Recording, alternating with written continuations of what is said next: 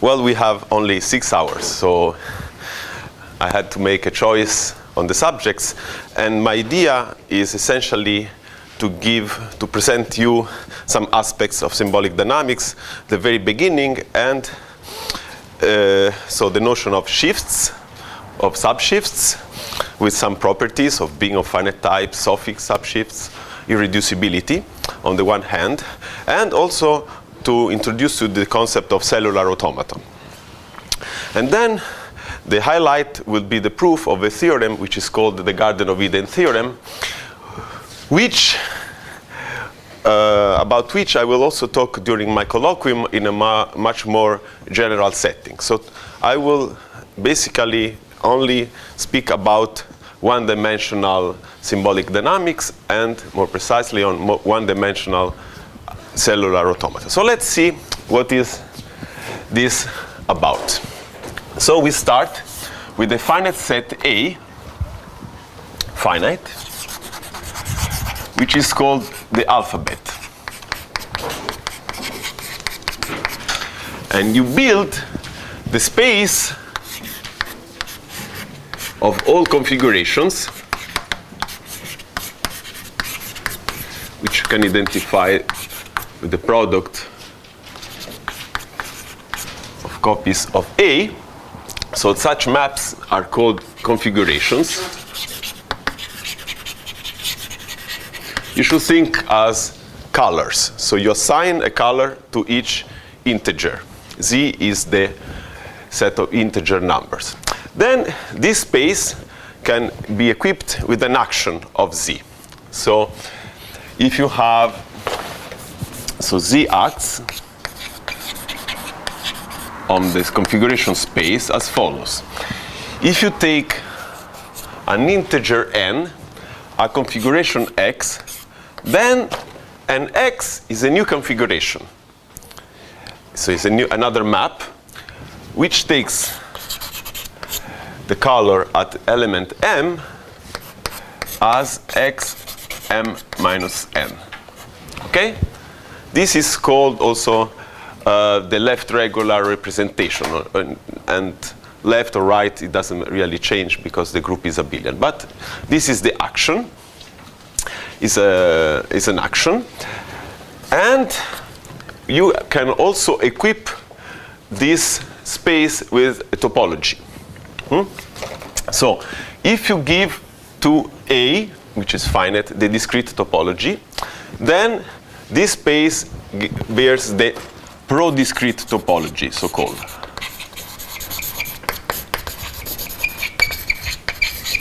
So what it means? This is the product topology. So let me remind you, is the smallest topology for which all the projection maps.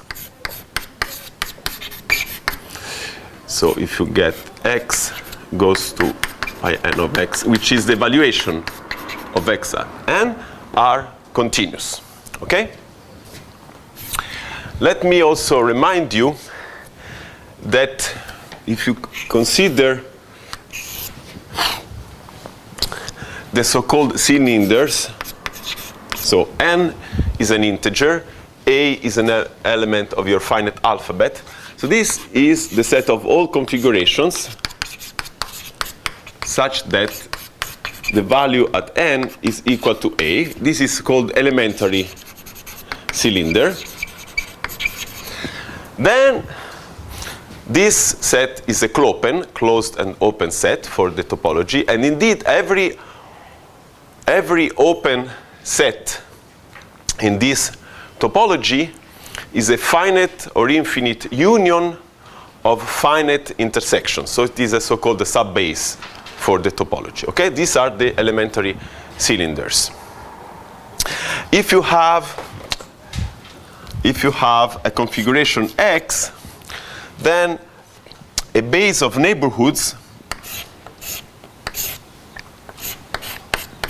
is given by this kind of sets, is a set of all configurations Y such that the restriction of Y to F is equal to the restriction of X to F, where F runs over all finite subsets of Z. Okay? So this collection of subsets of the configuration space determine a base of neighborhoods for your configuration X. Okay? So I leave you as an exercise to check that this way is Hausdorff.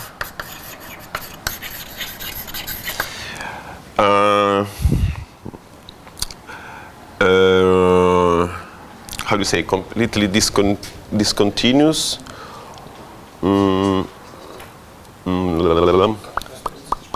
Totally disconnected.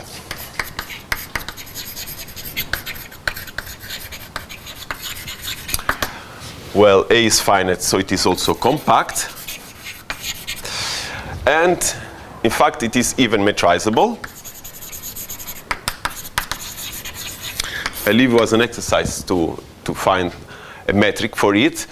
Let me remind you that Z is countable. So this is the key point for that. Okay? So you can look at Z as an increasing union of finite sets. Okay. Also, another part of the exercise is that the action, moreover, the action which I introduce is continuous with respect to this topology.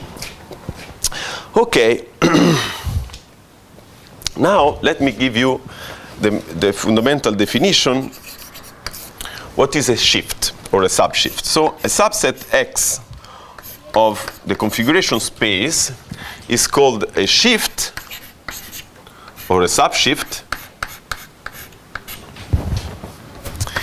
if it is shift invariant, if it is shift invariant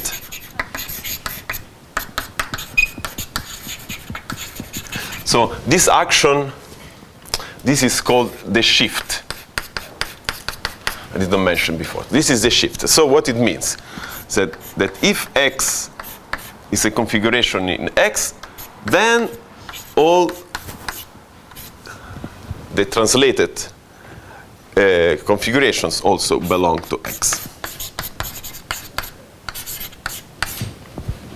And closed. If it is shift invariant and closed with respect to the prodiscrete topology. So in particular, it is compact because it's Hausdorff and compact. Okay?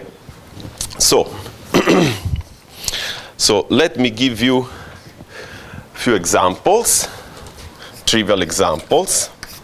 So the empty set is a subshift. The whole configuration space is a subshift. If you take an arbitrary intersection of subshifts is a subshift.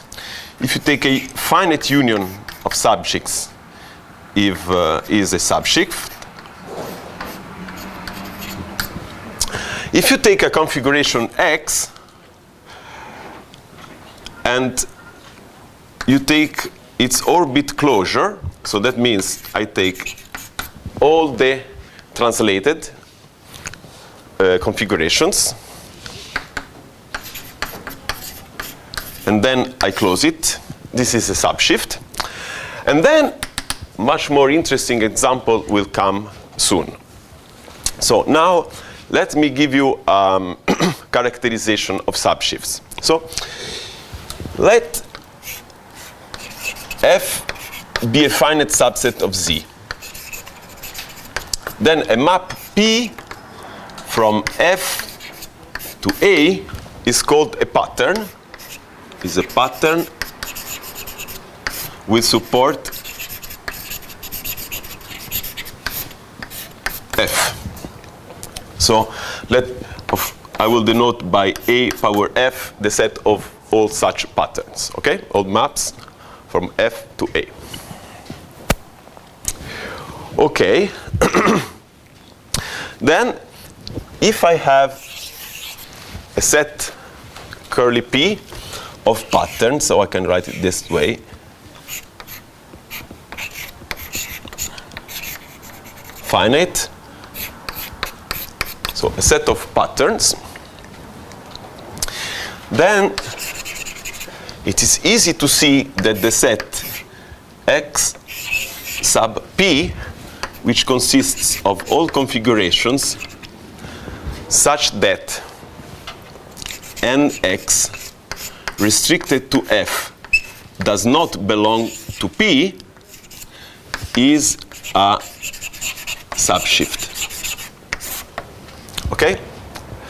Then it is a subshift. So let's understand what it means. Okay? So if we take F to be an interval, so example. If we take F to be, for example, the interval 1 to up to n, so what does that mean? So a pattern in this case with support F can be identified with a word, okay? A1, A2, AN, by where A1, where AI is just the value of the pattern at I, okay? So a pattern is such a word. So now a configuration, look at a configuration as a bi-infinite word. So X is just,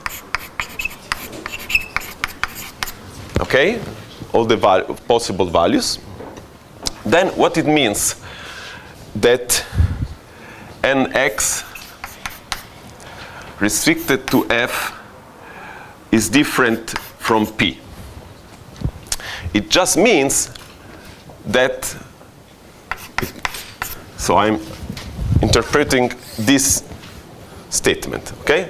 Nx does not equal P is the same thing. Better to write a little bit bigger, I think. Okay, I will write big. Thank you. Okay, Nx restricted to F is different from P. It means exactly that X, well, let's write just X restricted to F is different from P, means that X, well, okay, Nx means that Xn plus, let's say, Xn plus 1, Xn plus 2, let me write M plus, I write bigger, Xm plus 1, Xm plus 2, Xm plus n is different from the word A1, A2, AN, okay? For every M, okay?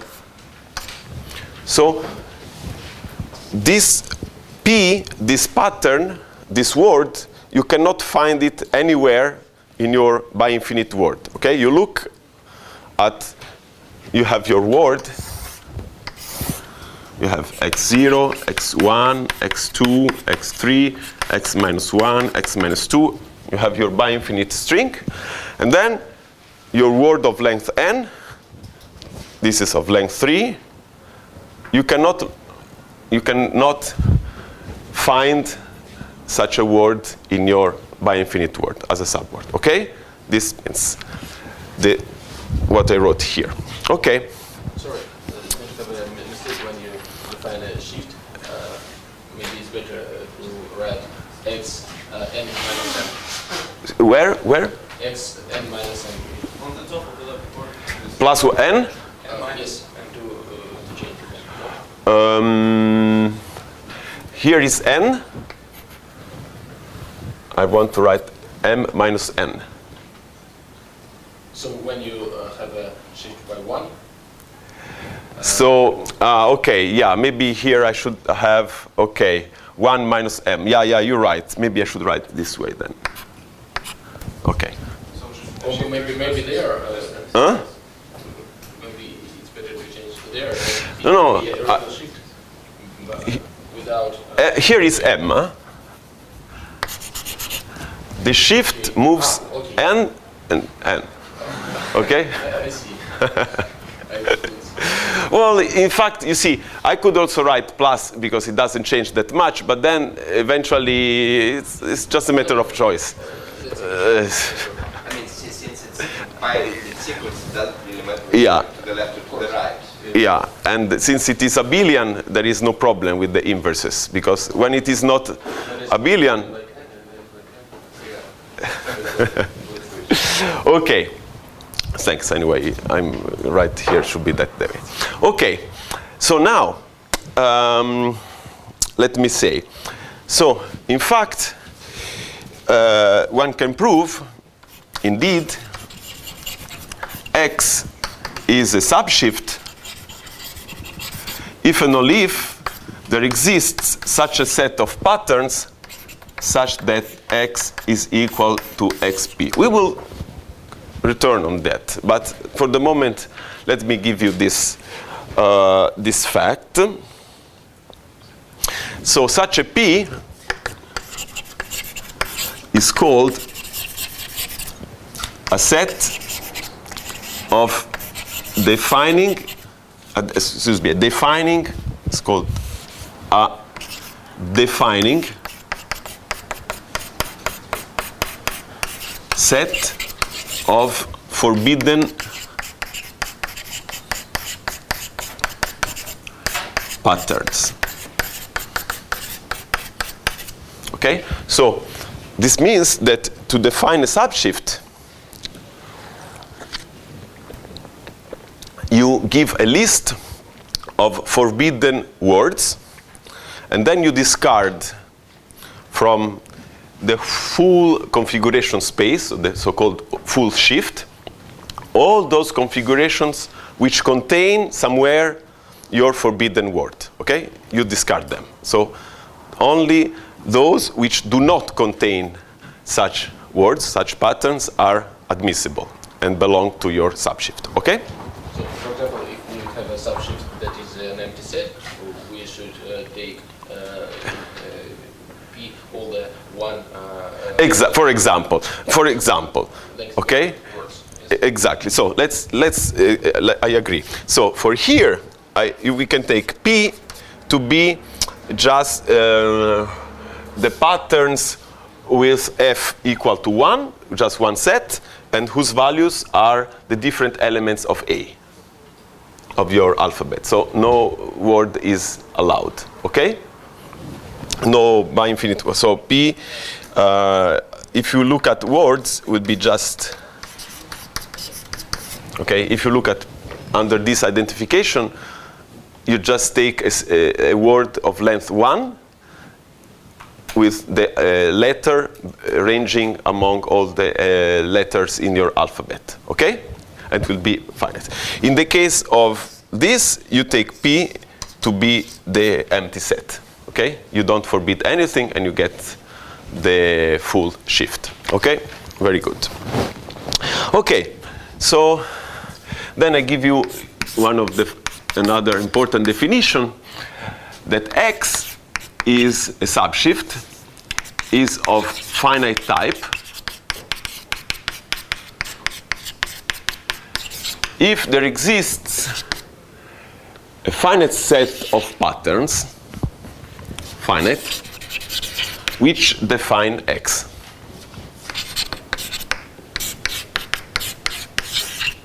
Okay? So finite type means that you can just give a list of a finite list of forbidden words, and you determine your subshift. Since P is finite, these words have a maximum length, okay? So that means that when you look at your bi-infinite word, you just need to check what happens for subwords of a finite length. You just move your window and you check. If you don't find any word belonging to P, then your bi-infinite word belongs to your subshift. Okay? Otherwise, it does not. Okay? This you can do only if it is of finite type, because you just need to control subwords, so parts of finite length and uniformly bounded finite length. Okay? So let me give you a couple of examples. So there is one which is a famous one, which is called the golden mean shift.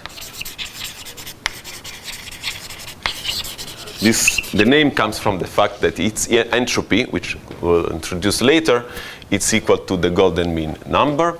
So this is x.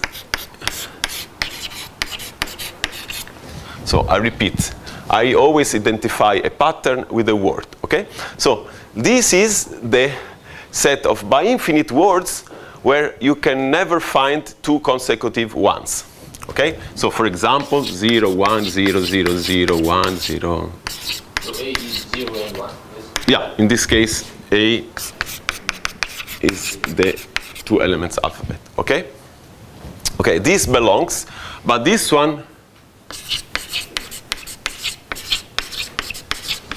so this belongs to X, this does not belong to X, because here you have your forbidden word inside. Okay? Okay. So this is of finite type. Now, there is another one which is called the even shift.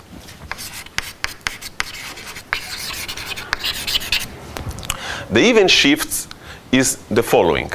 So if you have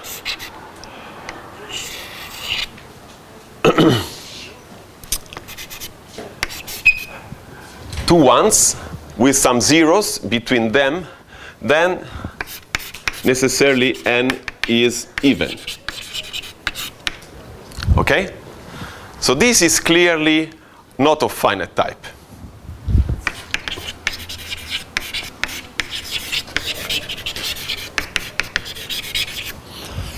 Indeed, x, I can write this way.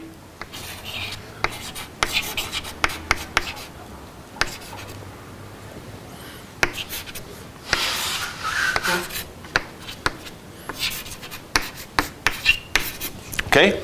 So I forbid all words of length 2k plus 3 consisting of one starting with letter 1. Then I have an odd occurrence of zeros. And then I have another one. Okay? So do you agree that this is exactly what I meant? So you see here, you don't have the chance of looking just at finite windows, because you can have something with a very long list of zeros. So here, you look, and you don't know whether this one occurs after an even or an odd occurrence of zeros. So if you move, everything looks fine. So you need a very large window to check if the occurrences of zeros between these given two ones is even or odd. And if I take a longer sequence, I need a longer window. So this is not of finite type. Okay.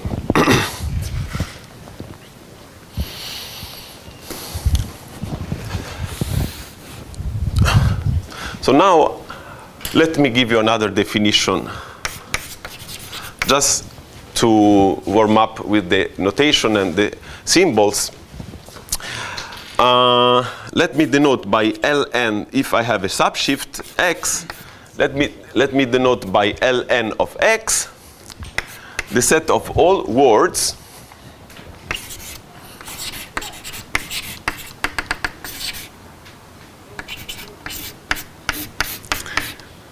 well, I can write this way, such that there exists a configuration x in X, such that I can write this way, xi is equal to ai for I equal to 1 to up to n.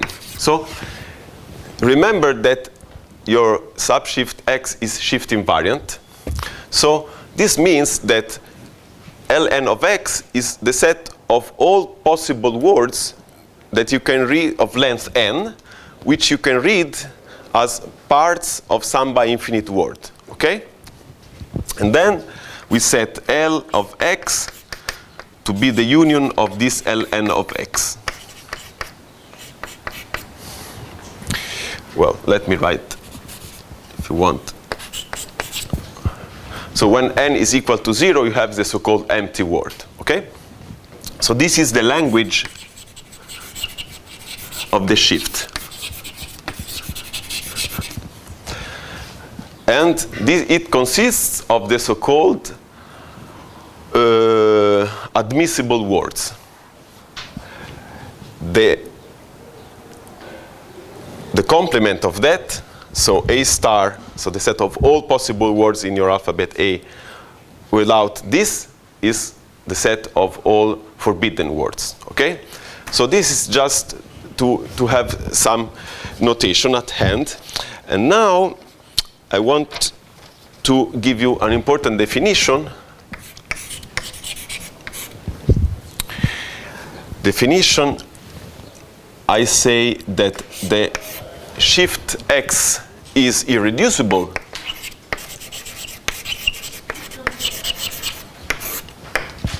if the following holds.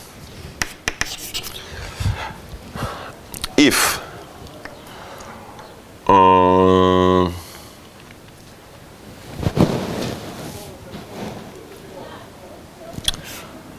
for every finite subset f of z, basically you can think of an interval, so consecutive numbers. And for every two configurations in your shift space, there exists another configuration x and n in z such that x1 restricted to f is equal to x restricted to f, and x2 restricted to f is equal to nx restricted to f. So what does it mean? You take finite subset x1 and x2. So you take any two configurations, you restrict them to your finite subset f, so you find two words, okay? Then irreducibility, it means that there is a configuration which contains both subwords, but at possible different places. So the first one at f, and then you have to translate n of x. So let me do a picture. So I have, this is x1, this is x2, okay? So x1, if I restrict it, say that this is f. So this is I use the color green. This is the configuration, the pattern corresponding to f, the restriction of x1 to f. As regarding to x2, I have another pattern, another word at f.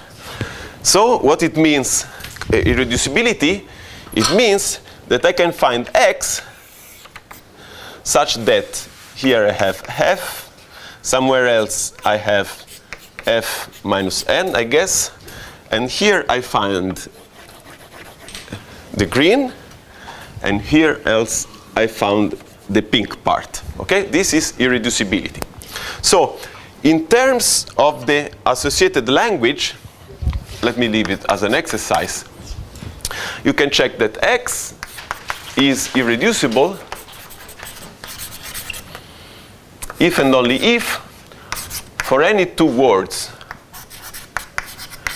in your language associated with the shift, there exists another word w, indeed in L of x, such that the concatenation, so the word that you read by reading first u, then w and v, so it's a concatenation of words, still belongs to L of x. It's the same thing which I explained there. Okay, this is an exercise, very easy. It's just come from the definition. And as regarding finite type condition, in terms of this language, as an exercise, let me show that. Let me give you this x is of finite type. It's the same thing as saying that there exists n such that if u, v, and w are words such that the length of v, by length of v is the number of letters it consists of. If the length of v is greater or equal to n, and uv and vw belongs to the language, then the whole word u, v, w belongs to the language. Okay, this is just to get familiarity with this language associated with the shift. So if this is reducible, then the opposite of this should be reducible, so you should be able to what? Excuse me? So the opposite of this should be reducible, right? This should mean that it can be decomposed In some sense, yeah. So let me give now, because you simulated this, you see, x is irreducible. This, let me give you as an extra exercise. This is a good point. X is irreducible if and only if there exists x such that x is equal to the closure of its orbit. It's a good exercise because you see, you can build this x recursively, you know, you define it. It has to contain basically all subwords of any other configuration. Okay? Well, yes? we have a language which consists of one word with one and other zeros. Then it's irreducible. Excuse me, repeat? The language consists of, not language, the shift consists of only one configuration. So it's constant in this case, because remember it is shift invariant. Yeah, it means zeros and it's zeros always and no shifts of it. all shifts of it. It's irreducible. So repeat once more. One and all other zeros. Oh, And all shifts of this. Wait. How it is? No, it's a shift made from this word. One. Like, what is the word? All zeros, one, and one, zeros. and then all zeros again. And then the shifts of this word. This? All the words which have only one. Only one somewhere? But this is, okay. Yeah? This. So the one appears somewhere. You have to add the zero configuration, because this is in the closure of it. Remember, if you think where I wrote it, that it is metrizable, okay? So the distance of two configuration, you can define it. You look at, you see, you have z, 0, 1, 2, minus 1, okay? So you say that two configurations are close if they agree in very large symmetric neighborhood of 0, okay? So if they are if they are the same everywhere, the distance is 0. Otherwise, you find the largest interval where they agree, and you take 1 over 2 to the power of the size of this interval, for example, okay?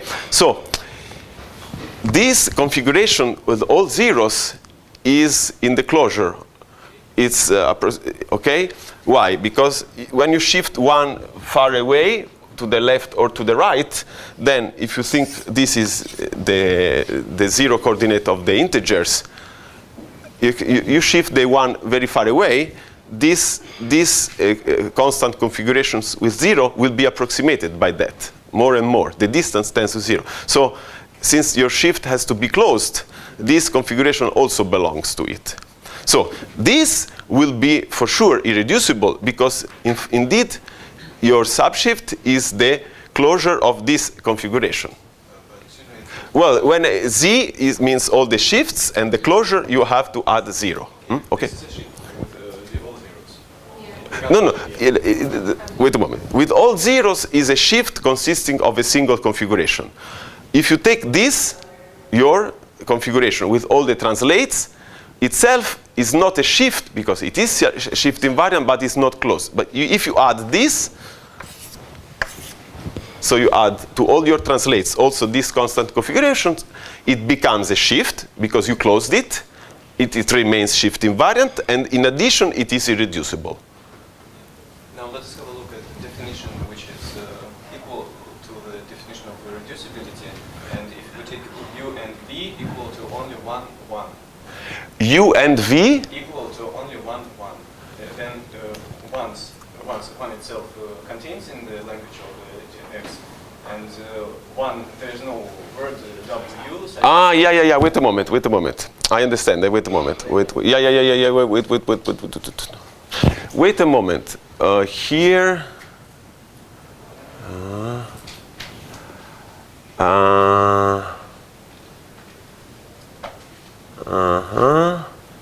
You are very right.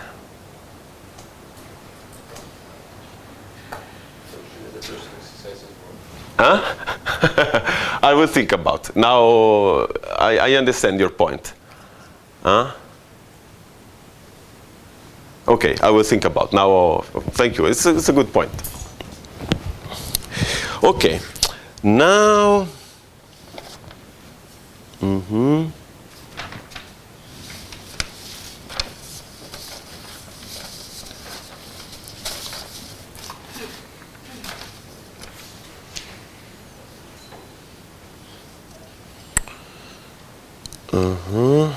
Just 1 second. Okay, so now I want to introduce, I will think, now I want to introduce the notion of a cellular automaton.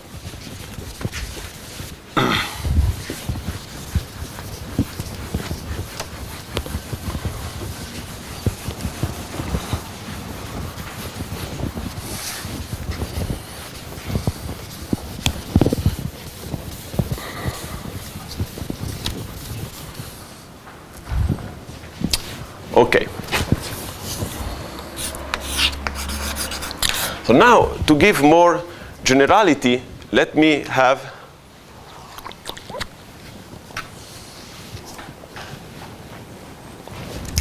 even 2 alphabets, finite alphabets, okay? So A, B, they are finite.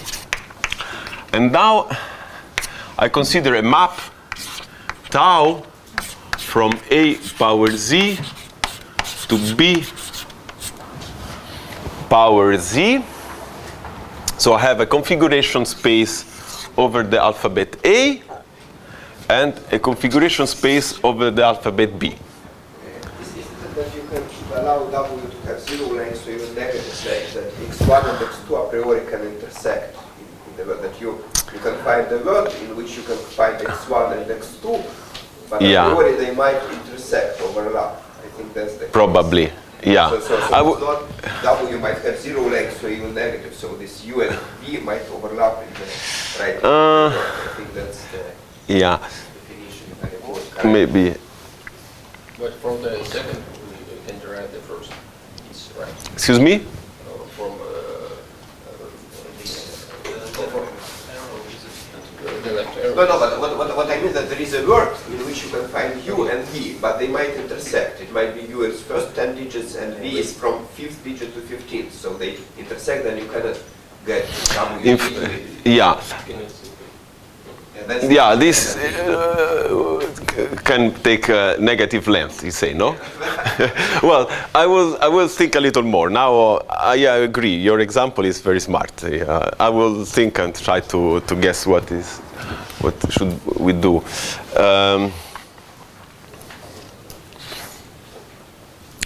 Here, it's okay, of course. it does satisfy this condition. But then, I'll think a little more. So, tau is a cellular automaton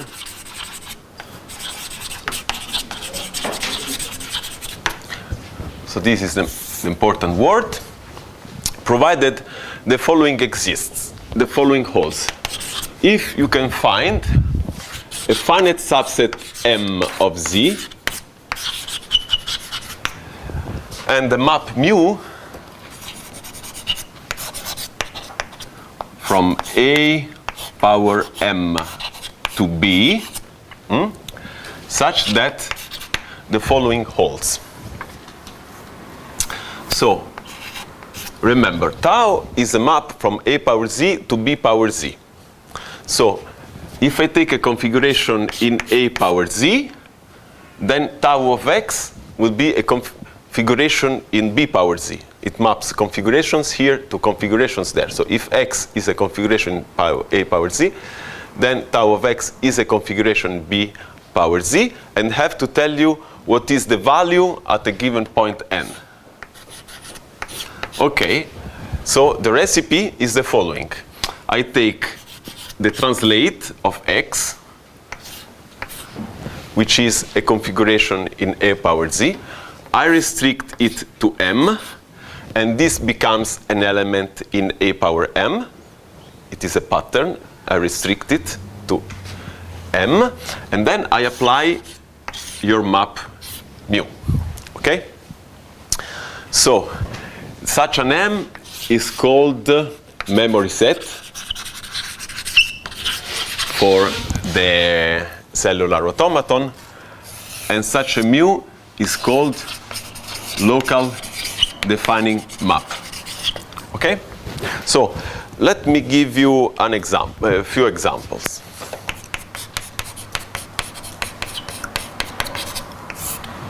So I take A to be 0, 1, and 2. And B to be A, B. So another alphabet. I take M to be equal to 0. So the element of Z, I remember. And then mu. So mu depends only on one value. So I said, I define it that way. Mu of 0 is equal to A, for example. Mu of 1 is equal to A. And mu of 2 is equal to B, for example. So I have my, suppose that x is equal to something like 0, 0, 1, 0, 1, 2, 0, 2, 2, 2, 0, 1, and so on. Okay? So now M, this memory set, let's apply the rule. Okay? So you have to apply, to restrict your configuration. So somewhere I have 0, okay? These infinite words, this is 0, 1, -1, and so on. So,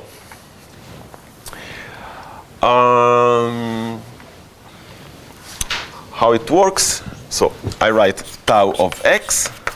So I look at here, I have 2, mu of 2 is B. So here I will have B. Here I have 2, and I have again B. Here I have 2, I have again B. Here I have 0, I have A. Here I have 1, I have again A. So A, B, A, and so on. Okay? So the rule is as follows. M, you should think again of as a window. I read what I have in the window, and I apply my rule mu. Okay?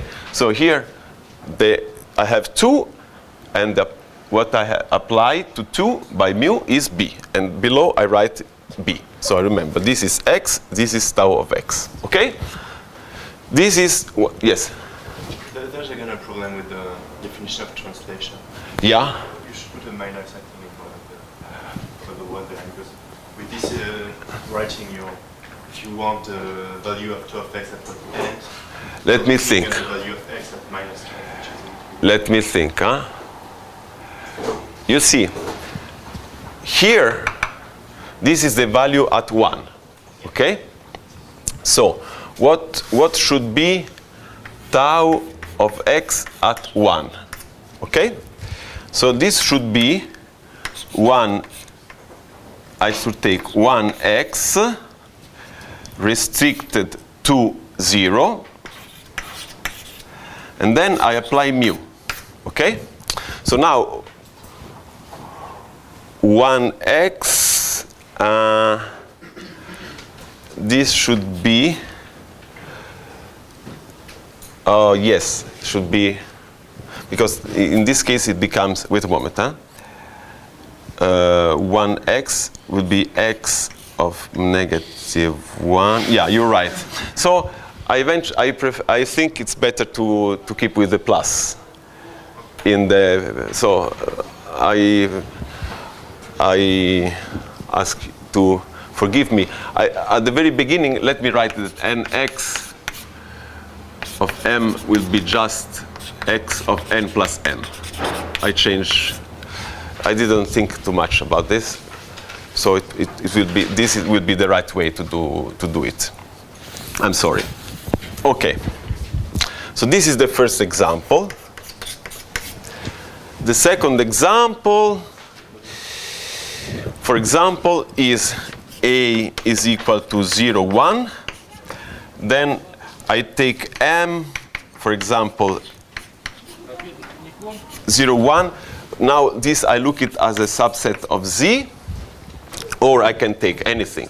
Actually, let me change here. 0, 1, and 2, for example.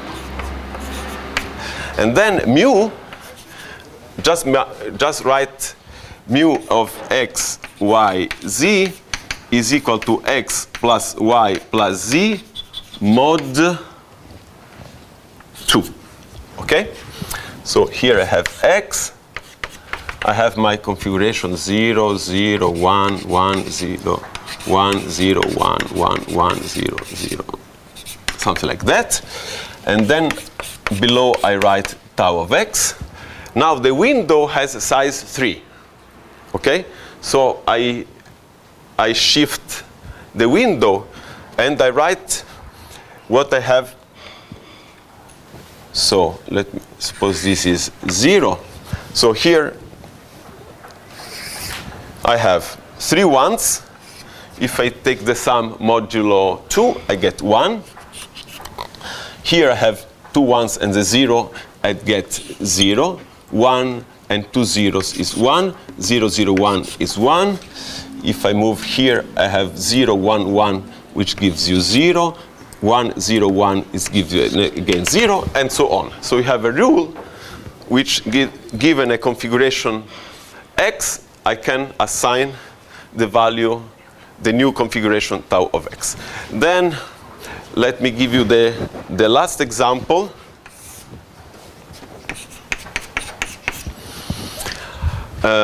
In this case, I can take a is equal to ab. I can take m, again the same as before, 0, 1, 2, which is contained in z. And now mu is the majority. So the alphabet set contains only 2 letters, A and B. If you take a word of length 3, there is 1 letter which occurs with the with majority. For example, A, A, B, then A wins. If I have B, A, B, then B wins. If I have A, A, A, it's A, and so on. Okay? So in this case, if I have x is equal to A, B, A, A, B, A, B, B, A, and so on, then tau of x is equal, let's say that this is 0. So I have B, A, B, then B is the in majority, then A, B, B is again B in majority, B, B, A, again B in majority. Here I have A, B, A, So it is A in majority, B is A in majority, and so on. So this is called the majority action cellular automata. Okay? So I hope I gave you an idea. So you look just at finite part of your word, and you get the value, the corresponding value, thanks to your local defining map mu. Okay. We will use later the following elementary observation, that if you have a cellular automaton tau which is defined through memory set M, I remind you that it is finite and local defining map mu, then if M prime is any finite set containing M, then you can, if you define mu prime from A M prime to B as follows. So mu prime of Y is equal to mu of Y restricted to M, then the pair M prime and mu prime give rise to the same cellular automaton tau. So to define a cellular automaton, you don't need necessarily a minimal memory set M, but anyone will be fine. This we will see later when we apply cellular automata to subshifts. So next, I would like to state and prove the so-called Curtis-Hedlund theorem, which gives you a characterization of cellular automata in terms of the action, of the shift action, and in terms of the topology which we introduce. So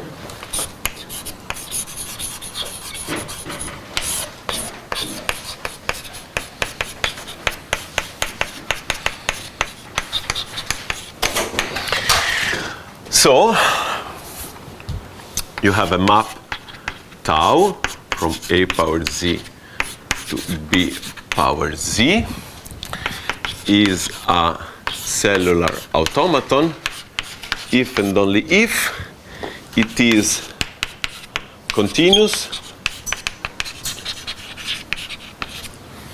with respect to the topologies here and here, the prodiscrete topologies, and equivariant.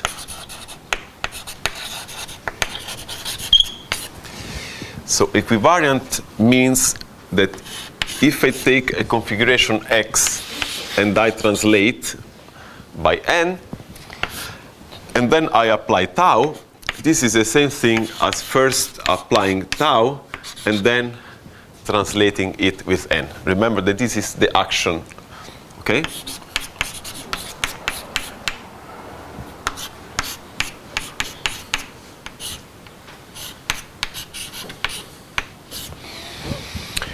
Okay, so let's present you the proof. Okay, let's first prove equivariance. Okay, so tau of nx evaluated at m, this is by definition, let maybe change this way, so I will use the same symbols there. So I translate it with m and evaluate it at n, so it's easier for you. So I take mu of n of mx restricted to m. Now, this is an action, and the operation in Z is just the sum. So this will be mu of n plus m applied to x restricted to m. Okay, this is tau of x evaluated at n plus m, which in turn is equal to m tau of x applied to n. Okay? So if I look at this and I look at this, they have the same values, so the two configurations are the same, and this proves this equality. Okay? Well, let me write with m, I correct here. Okay? So this proves equivalence. Now, let's now prove continuity. So I'm supposing that tau is a cellular automata. Huh? Tau cellular automata. So let's prove continuity. Okay.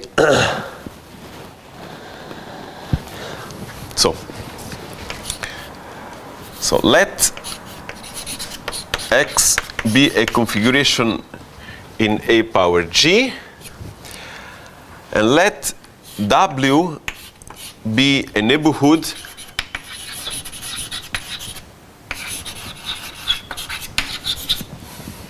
of tau of x in b power z. So then we can find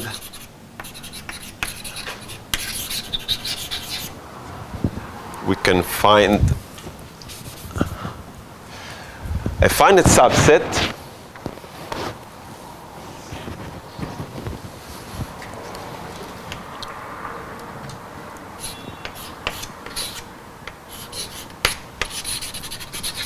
if I write f or f of x. Okay, finite subset of z such that v tau of x f is contained in w. So remember that this, when f runs over all finite subsets, this set here constitute a basis of neighborhoods for the configuration tau of x. So I pick any neighborhood. If I take f large enough, this cylinder will be inside w. Okay, now let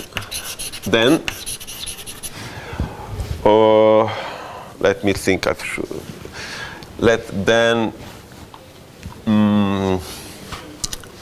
Let's write f prime equal to m plus f, where m is the memory set of the cellular automaton and f is the given one here, which I produce. I hope it is with plus, otherwise I will change in minus, but I think it will be fine that way then.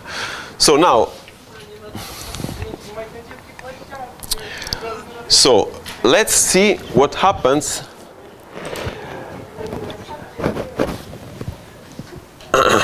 so this is just the set of sums m plus f, where m belongs to capital M and little f to capital F, of course. Okay, now I claim that if y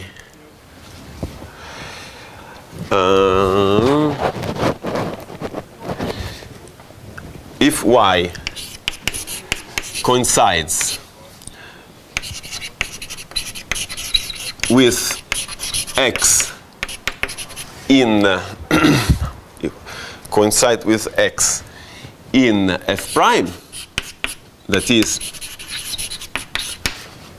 y restricted to f prime is equal to x restricted to f prime, then tau of y restricted to f is equal to tau of x restricted to f. This is my claim. Let's see why. It is very simple.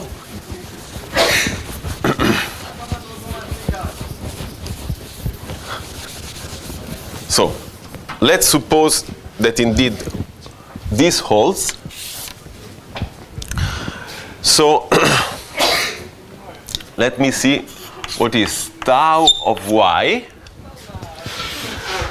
at some element f. Tau of y at some element f, this is mu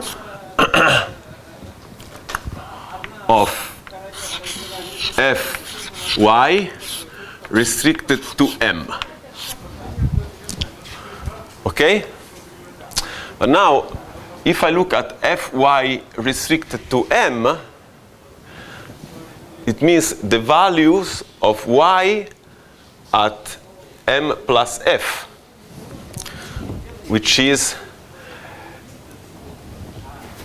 the same values that x takes. So this will be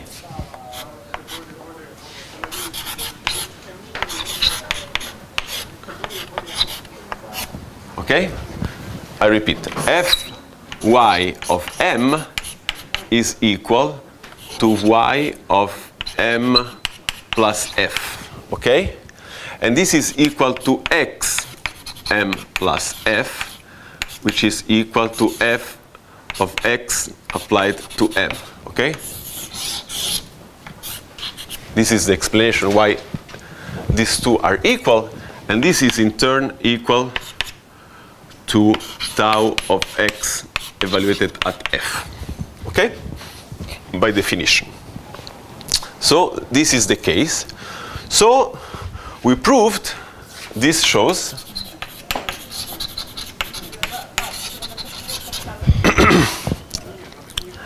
that the image of Vx f prime, so of the neighborhood of x consisting of all configurations which coincides with x in the set f prime, okay, those configurations which restrict to f prime have the same value as x restricted to f prime, so the image of this is contained inside v tau of x of f, which in turn was chosen to be contained in W. Okay? So this proves continuity.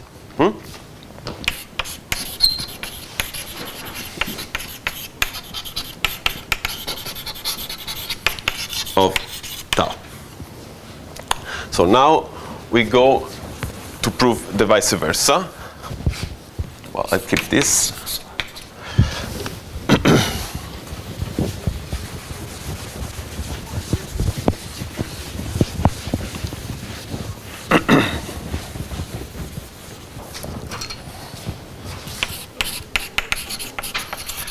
So, vice versa, we suppose that tau is equivariant and continuous, and we want to prove that it is a cellular automaton.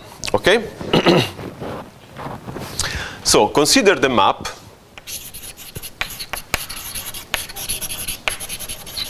phi, which goes from a power z to b, to the alphabet b, which is defined as follows. It is just tau composed with the evaluation at 0. So phi of x is equal to tau of x evaluated at 0. So this is, as I said, a composition, because you first apply tau, your cellular automaton, which is continuous, and then you apply the projection to the 0th coordinate, so the evaluation, which is continuous by definition of the pro-discrete topology. So this is a composition of two continuous maps, and then it is continuous. It is continuous. Okay? Okay. So, since it is continuous, Thus, we can find, let me see a moment or notation.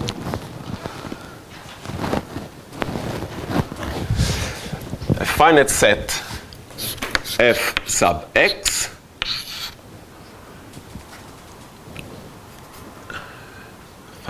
for every contained in Z finite, for every configuration.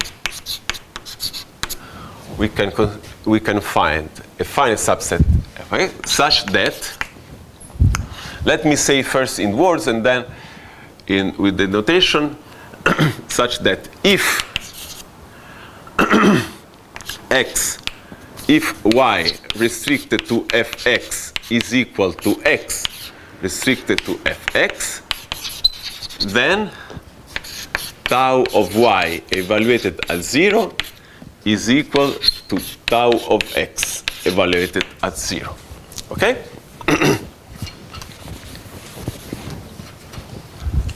This is okay. So now the sets V, the cylinders Vx, Fx, this is a neighborhood of x. When x varies in the full shift, this is an open cover, okay? Is an open cover of the whole shift, full shift.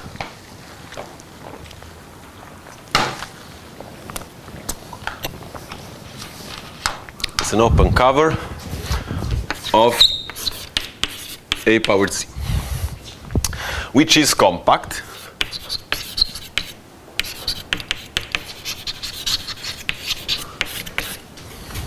And therefore, we can find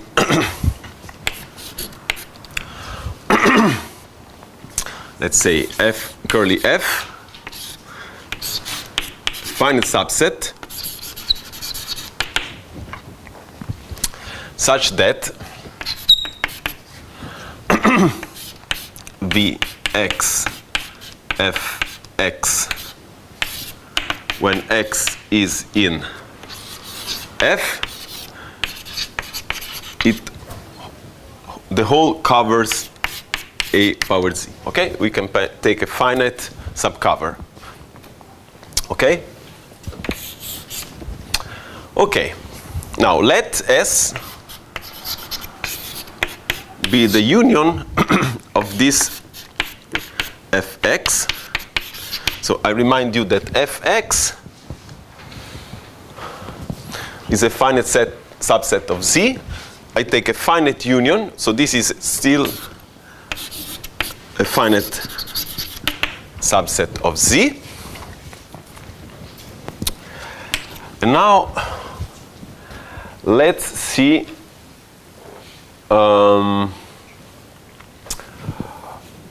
what it gives.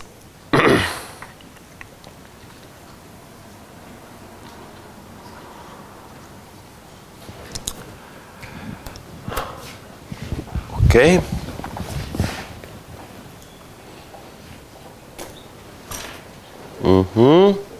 Okay. Suppose that y and z belong to AZ and y restricted to S is equal to Z restricted to S. Okay? And let's see what happens. Okay.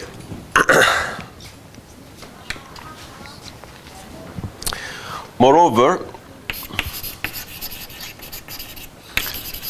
let x naught in F, curly F, such that y belongs to V x naught f sub x naught. Okay, this is a cover, so we can find one which covers y.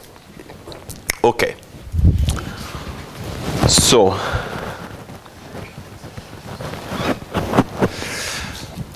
this means that y restricted to f x naught is equal to x restricted to f x naught, to x0 sub f x naught. Okay, this is the definition. I remember v of x naught f of x naught is the set of all configurations which have the same restriction to f x0 as x0 does. Okay, so y belongs to here means it has the same restriction as x0. Okay, now f x naught is contained in S. Okay, because S is a union of all these, and among them you have f x naught. So since y restricted to S is equal to z restricted to S, a fortiori the restriction to a smaller part coincides with the restriction to. So this is also equal to z restricted to f x naught. Okay? So it follows that tau of y evaluated at 0 is equal to tau of x naught evaluated at 0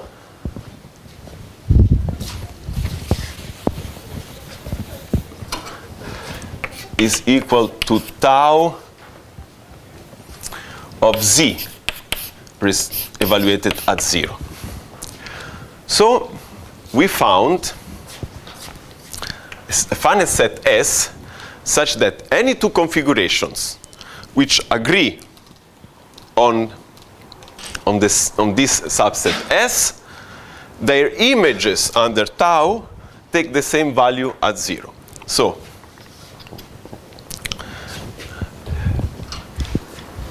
let me continue here, although I'll keep in mind your remark.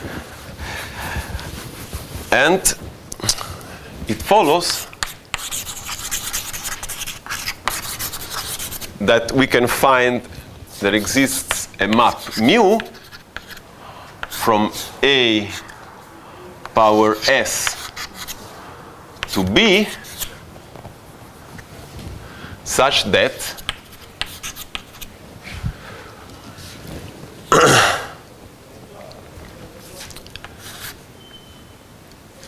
tau of x evaluated at 0, it is equal to mu of x restricted to S. So let me repeat once more. Here I prove that there exists a finite set S such, well, let me call it M actually, it's nicer. This is the right way to do it. So,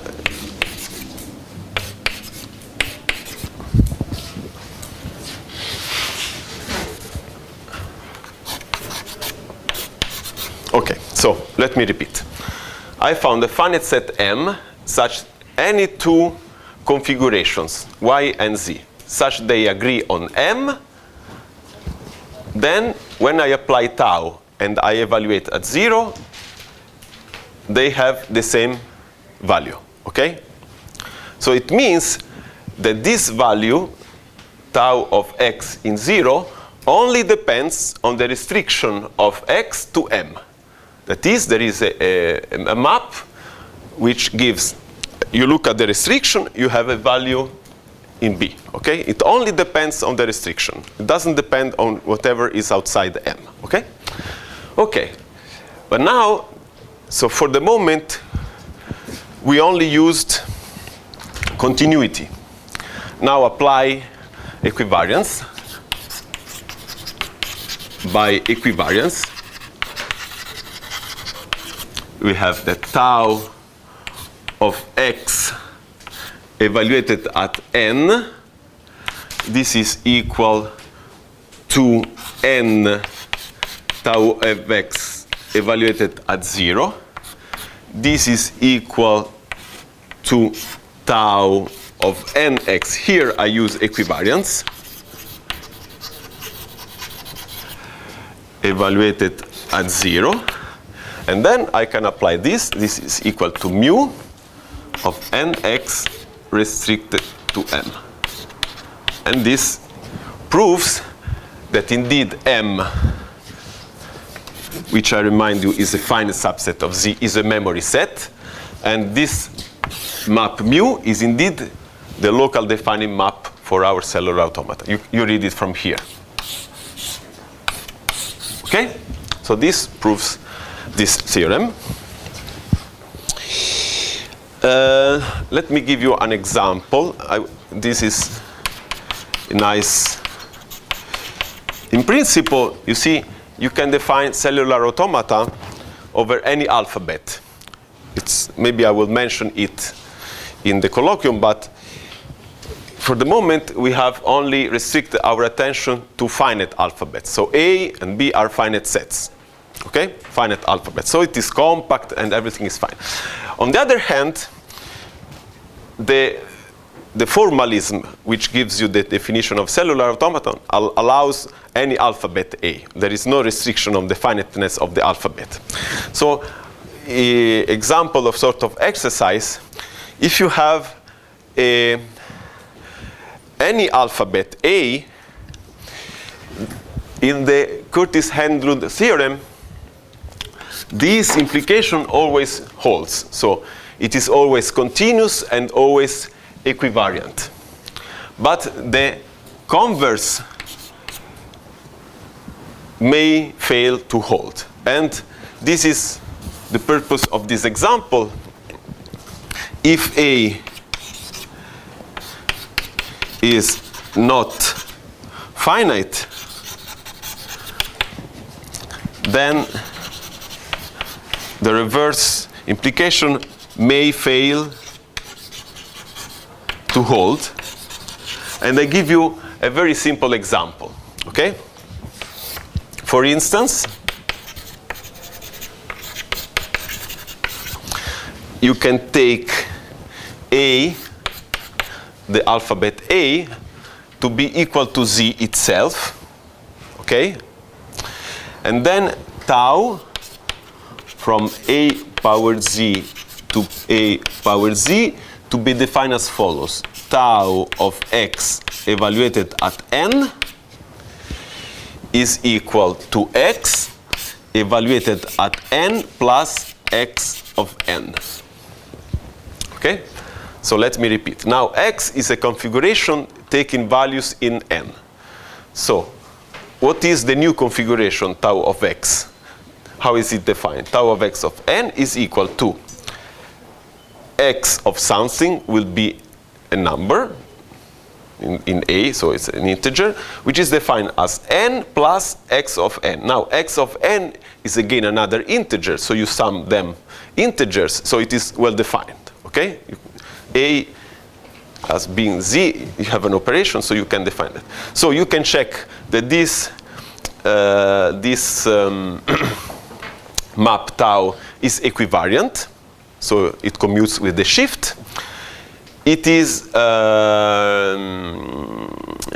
continuous, but there is no local defining map defining that. So the key point is that if you remember the Heine-Borel theorem, see, when you have a compact space, any continuous map is uniformly continuous. Okay, so this S here, this M here, which comes from the finite cover, this is the point when you use the compactness of your full shift, okay?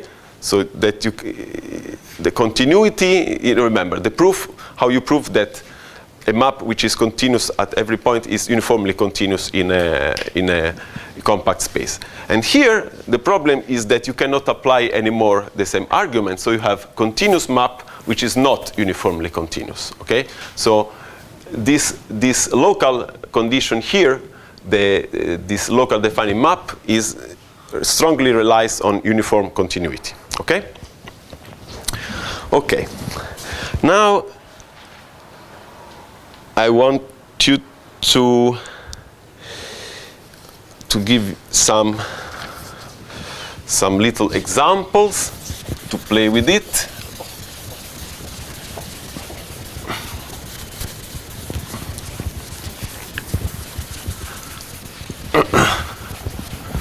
With cellular automata, and to relate them to the definitions I have introduced before.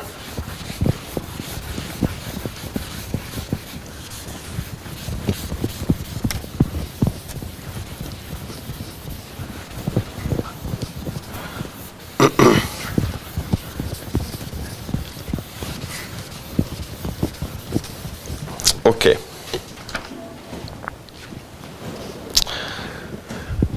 Proposition, which I leave you as an exercise. Suppose that you have x in a power z, which is a subshift, and let tau be a map defined on x with values in b power z. Okay? Then the following are equivalent. The following conditions are equivalent. So 1, tau is equivariant and continuous.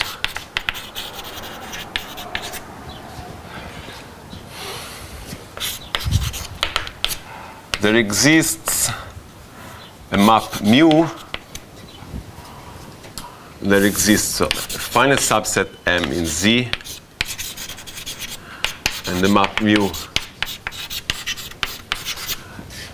such as before, such that tau of x of n is equal mu of nx restricted to M for every x in X. And third, there exists a cellular automaton tau from A power Z to B power Z, so defined on the full shift, such that tau is nothing but the restriction of tau bar to X. Okay, this is just a simple observation, which allows you to define cellular automata on subshifts, not just defined everywhere, but you can just think of a cellular automaton defined on X. Okay? Okay. Let me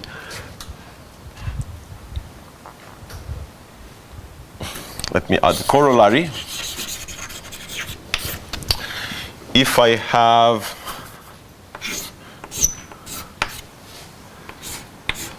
denote by CA of X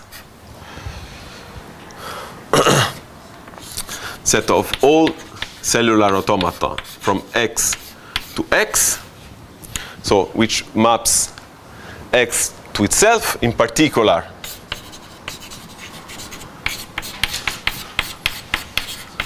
if I take the full shift, it is a monoid.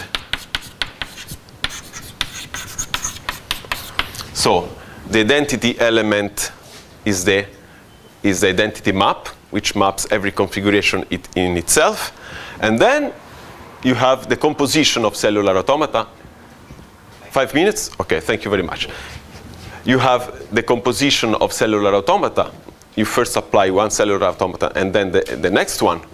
And it is clear that the composition of two equivariant maps is still equivariant. And of course, the composition of two continuous maps is continuous. So by the Curtis-Hedlund theorem, you have that the composition of two cellular automata is still a cellular automaton. Okay? So this allows to say that it is a monoid. It's closed under composition, and it has also an identity element. In fact, it is a good exercise if you have, say, tau 1 and tau 2, which are two cellular automata from the same shift space into itself, and you have, each one has memory set, let's say mi of z, which is finite, and you have mu I from A mu I to A in this case, because they are self-maps. Then what is the memory set M for tau, which is a composition of tau 1 onto 2, and what is the corresponding mu. Okay? This is a good exercise. Let me just say the answer philosophically, it is a sort of Fubini theorem. You should sort of look at slices, and then you will find it yourself. Okay? So this is a good exercise. And then let me give you another exercise.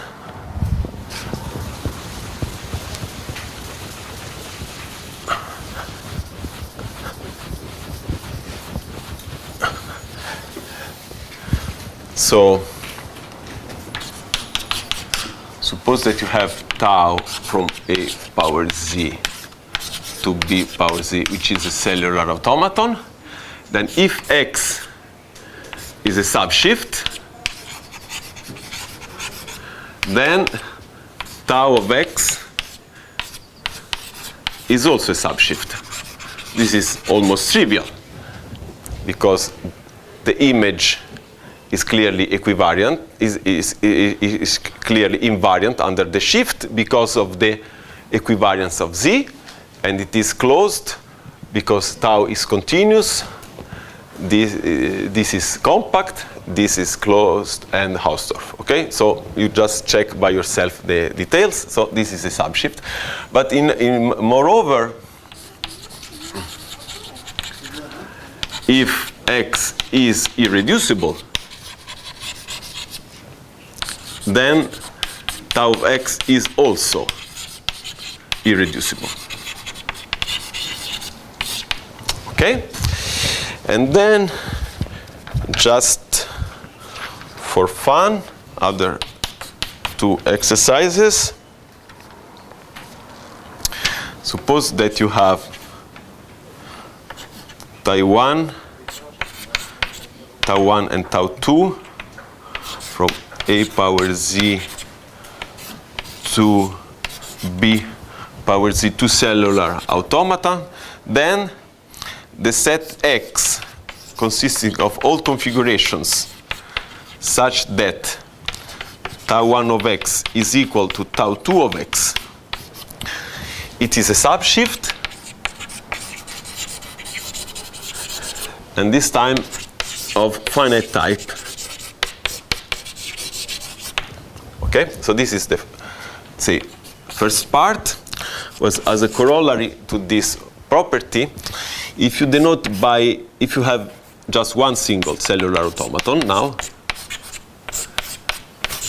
but from A power z to A power z, so as an endomorphism of the full shift, then if I denote by fixed tau the set of configurations which are mapped into itself, x equal to x, then this is a subshift of finite type.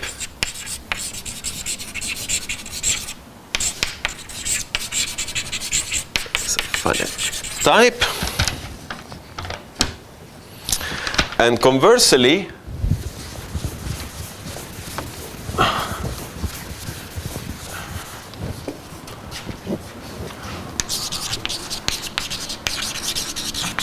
given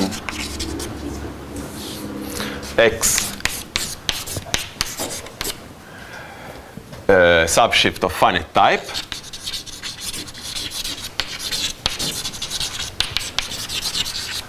there exists a cellular automaton such that X is equal to fixed tau. Okay. Okay, I think for today it's perfect to stop here.